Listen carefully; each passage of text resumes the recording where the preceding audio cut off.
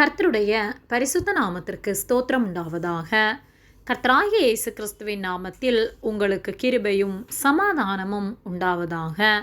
இந்த நாளுக்குரிய தியானத்திற்கான தேவ வார்த்தை 2 ராஜாக்கள் அதிகாரம் 14 வசனம் 26.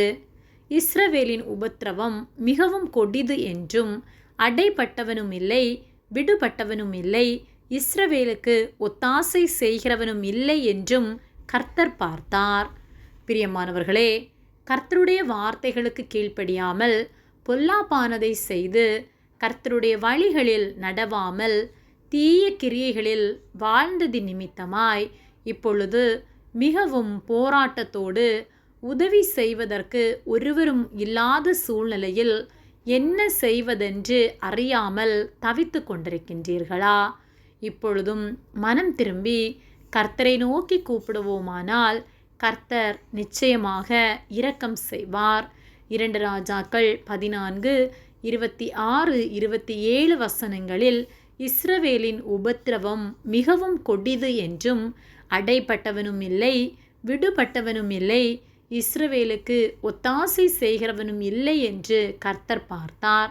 இஸ்ரவேலின் பெயரை வானத்தின் கீழிருந்து குலைத்து போடுவேன் என்று கர்த்தர் சொல்லாமல் யோவாசின் குமாரனாகிய யெரொபெயாமின் கையால் அவர்களை இரட்சித்தார் என்று சொல்லப்பட்டுள்ளது.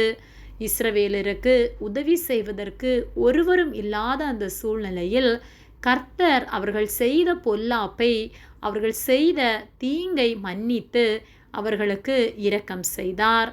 அவர்களின் தீங்கை எண்ணி அவர்களை வானத்தின் கீழ் எங்கிலும் இருந்து அவர்களை குலைத்து போட வேண்டும் என்று கர்த்தர் எண்ணாமல் யெரொபெயாமை கொண்டு கர்த்தர் அவர்களை இரட்சித்தார். அப்படியாகத்தான் ஒருவேளை நாம் பொல்லாப்பான காரியங்களை செய்து கர்த்தருக்கு பிரியமில்லாமல் வாழ்ந்து கொண்டிருந்திருப்போமானால் இப்பொழுது மிகவும் கொடிய சூழ்நிலையிலே உதவி செய்வதற்கு, நம்மை இரட்சிப்பதற்கு யாரும் இல்லை என்று கலங்கி கொண்டிருப்போமானால் கர்த்தரை நோக்கி கூப்பிடுவோம். நாம் செய்த பாவங்களை உணர்ந்து கர்த்தரிடம் மனம் திரும்புவோம். கர்த்தரிடத்தில் மன்னிப்பை பெற்று கர்த்தருக்கு பிரியமாய் நாம் வாழும்போது நம்முடைய சூழ்நிலையிலிருந்து கர்த்தர் நிச்சயமாக நம்மை விடுவிப்பார். நம்முடைய இக்கட்டில் கர்த்தர் நமக்கு துணையாக இருந்து இக்கட்டிலிருந்து நம்மை தப்புவித்து நம்மை எல்லா தீங்குகளுக்கும் விலக்கி காப்பார். ஆகவே கர்த்தரை நோக்கி கூப்பிடுவோம்.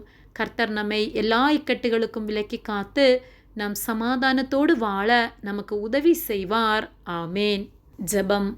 எங்களை அதிகமாக நேசித்து வழிநடத்தி வருகிற எங்கள் அன்பின் பரிசுத்த பிதாவே, இந்த நாளையும் நாங்கள் காணும்படியாக நீர் எங்களுக்கு ஜீவனை தந்த உம்முடைய அன்பிற்காக நாங்கள் உமக்கு நன்றி செலுத்துகின்றோம்.